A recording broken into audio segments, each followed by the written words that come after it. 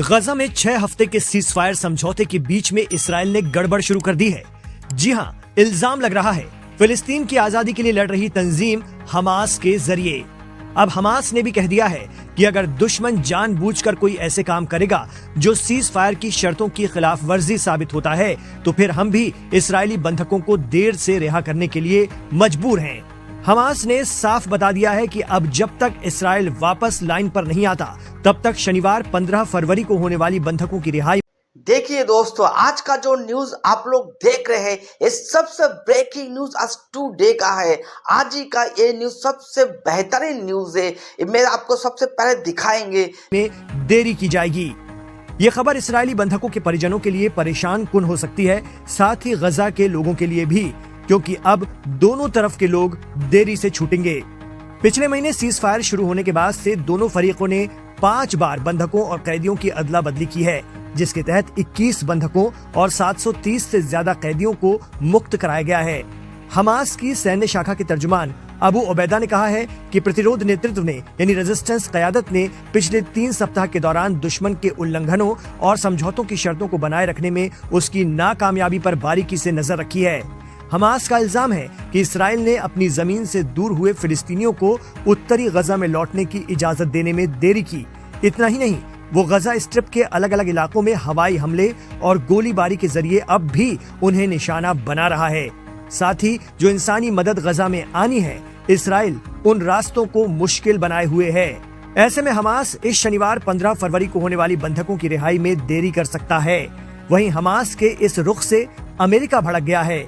अमेरिकी president Donald Trump ने Hamas को न सिर्फ धमकाया है, बल्कि डेडलाइन भी दे दी है।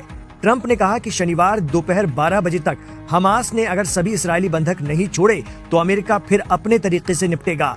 उन्होंने कहा कि हालांकि फैसला इसराइल को करना है, लेकिन अब 1, 2 या 4 बंधक नहीं, बल्कि सारे के सारे इस्राएली बंधक एक बार में चाहिए। प्रेसिडेंट डोनाल्ड ट्रंप ने तो यहाँ तक कह दिया है कि मुझे लगता है कि ये उचित समय है तो इसे रद्द कर दिया जाए, सभी दांव बंद कर दिए जाएं और नरक को खोल दिया जाए। यानी प्रेसिडेंट ट्रंप गजा को नरक में बदलने की बात कह रहे हैं। I'd say they ought to be returned by 12 o'clock on Saturday, and if they're not returned, all of them, not in drips and drabs, not 2 and 1 and 3 and 4 and 2. Saturday at 12 o'clock, and after that, I would say all hell is going to break out. तो Trump के गजा को जहन्नम बनाने वाले बयान के पीछे ISI का हाथ हो सकता है। जितना भी न्यूज हम लोगों के पास आया हुआ है अभी तक, तो हम सब देख के सब न्यूज को घाट के एक तो राय पे आ रहा है कि इसमें कोई बड़ा आतंकी संगठन का हाथ तो नहीं है। पर फिलहाल हमास ने कोई प्रतिक्रिया नहीं दी है, लेकिन जानकार मानते हैं कि इसराइल अमेरिका के झांसे में आकर शायद ही ये बड़ी गलती करे, क्योंकि गजा को धूल बना देने और हमास की टॉप लीडरशिप को खत्म करने के दावे के बाद भी इसराइल के हाथ कुछ नहीं लगा था। आखिर उसे समझौते की मेज पर आकर हमास की शर्तों पर अपने बंधक छुड़वाने पड़ रहे हैं और एक के बदले 30 फिलिस्तीनी रिहा करना पड़ रहा है।